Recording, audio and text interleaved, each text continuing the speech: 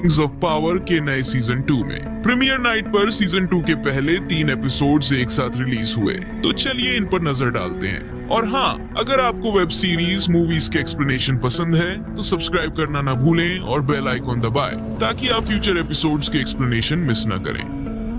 तो सीजन 2 के पहले एपिसोड का शुरुआत एक रिकैप के साथ होता है जो सीजन 1 को 3 मिनट में समराइज करता है। इसके बाद पहला सीन है एक ऑर्क का जो एक बड़ा इविल लुकिंग क्राउन लेकर चल रहा है।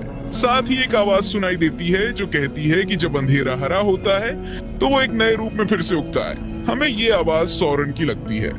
टाइटल कार्ड के साथ हम देखते हैं फॉरवर्ड वेट। ये मिडिल अर्थ के दूर उत्तर में है जिसे नॉर्दर्न वेस्ट के नाम से भी जाना जाता है।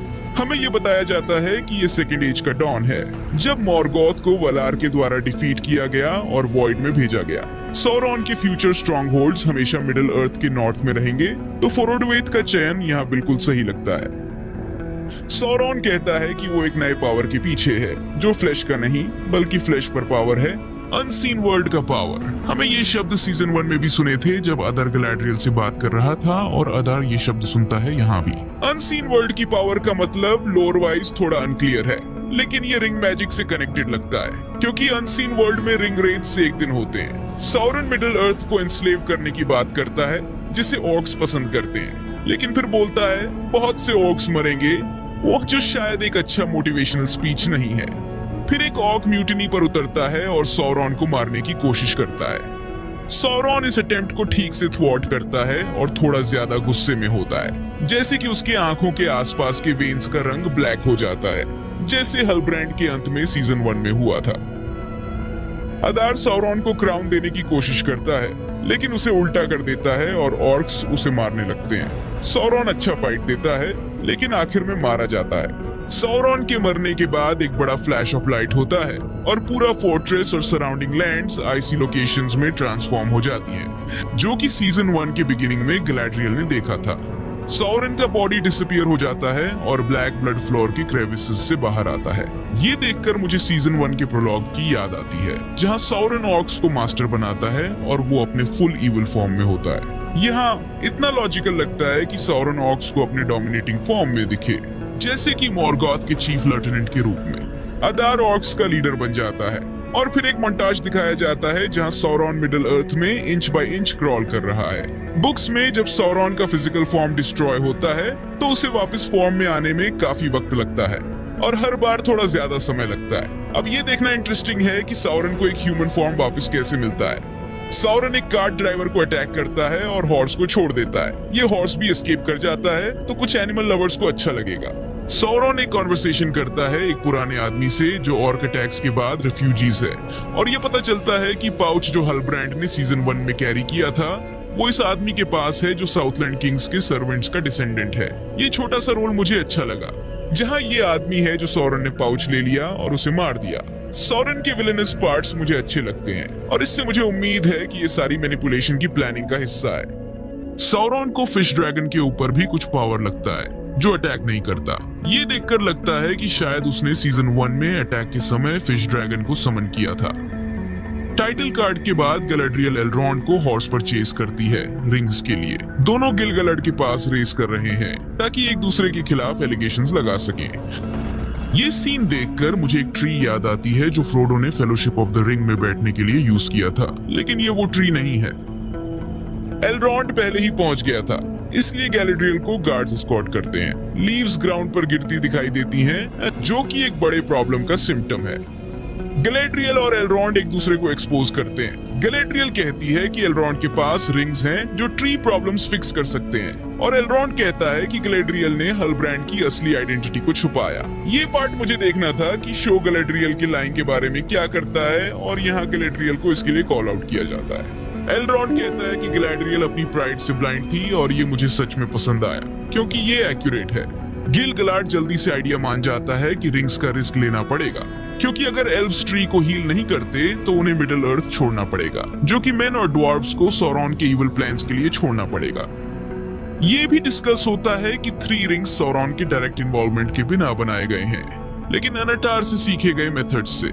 ये रिंग्स गुड हैं और एल्व्स के लैंड्स को प्रिजर्व करते हैं जहां बेरर्स रहते हैं, लेकिन जब सौरॉन अपना रूलिंग रिंग बनाता है तो एल्व्स के 3 रिंग्स को यूज नहीं कर पाएंगे। गिल-गैलाड एलरॉन्ड को डाउन कर देता है और कहता है कि डिसीजन उसके पे ग्रेड से बाहर है और अगर नहीं मानता तो अपनी पोजीशन रिस्क कर रहा है। एलरॉन्ड अपनी स्मार्टनेस को रियलाइज करता है और क्लिफ से जंप कर जाता है। ये सीन एलरॉन्ड की मदर एल्विंग की स्टोरी से रिलेटेड लगता है, जो एक सिल्मरिल के साथ सी में जंप करती है। एलरॉन्ड बस थोड़ा स्विमिंग करता है। माउंट डूम का शॉट दिखाया जाता है और हम पहली बार मॉर्डोर देखते हैं। सौरन ऑर्क्स के द्वारा कैप्चर किया गया है। वॉल्ड्रेग जो क्रीपी ओल्ड डूड है, ऑर्क्स को कमांड देता है। जब लोग अलीजेंस स्वेयर करते हैं तो उनके नेक पर ब्रांड लगाया जाता है। अदर और सौरन का फेस ऑफ होता है, जहां ऑर्डर नहीं जानता कि ये सौरन है। ये रिवील ऑडियंस के लिए काफी इफेक्टिव है क्योंकि हमें पता है कि ये सौरन है और हम देख सकते हैं कि कैसे वो मैनिपुलेशन कर रहा है। सौरन अपनी वीकनेस को प्ले कर रहा है जब वॉर्क के साथ इनकाउंटर होता है। ब्लैक स्पीच का यूज करके वॉर्क को कमांड करता है। अब हमें ग्रे हेवंस का पहला लुक मिलता है जो काफी छोटा है compare to return of the king film से देखा। सिडन द शिपराइट का इंट्रोडक्शन होता है जो कि बियर्ड वाले एल्फ हैं, एक रेयर फीचर। सिरडान परफेक्शन की बात करता है और जब एलरॉन्ड को डिस्कवर करता है तो वो पहले से ही वाइज और एंशिएंट दिखाई देता है। सिरडान रिंग्स को डीप अंडर वाटर कैज़म में फेंक देता है। गैलाड्रियल को पता चलता है कि सिरडान ने रिंग्स ऑलरेडी छोड़ दिए हैं। सौरन फिर प्रपोज करता है कि अदर उसे छोड़ दे ताकि वो एल्व्स को इस्तेमाल करके सौरन को ढूंढ सके, जब अदर अपनी लीजेंस को मार्शल करके उसे डिस्ट्रॉय करे।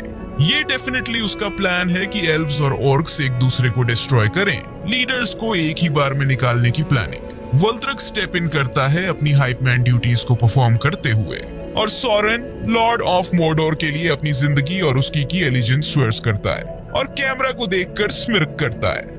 ये एक राउंड अबाउट तरीका है खुद को एलिजेंस ना देने का। फिर हमें गिल-गैलाड का गाना सुनाई देता है जो मिडिल अर्थ में एल्व्स के एंड के बारे में है, जब सर्डन नए ज्वेलरी के साथ आता है, नारिया रिंग ऑफ फायर। वो अपने पहले स्टेटमेंट को अमेंड करता है, कहकर कि परफेक्शन सिर्फ वॉलिनोर में नहीं है बल्कि कैलिब्रिम्बोर ने बनाया है। जब सर्डन नारिया पहनता है, नेनिया रिंग ऑफ वाटर गिलाड्रियल के फूट पर गिरती है और वो उसे पहनती है। गिल-गैलाड भी विलिया रिंग ऑन ऑफ एयर को पहनता है और लाइटिंग चेंज होती है, साथ ही ट्री भी हील होता है। ब्लैक गू जो सौरन के सिम्बायोट फॉर्म की तरह लगती है वो भी बर्न होती है।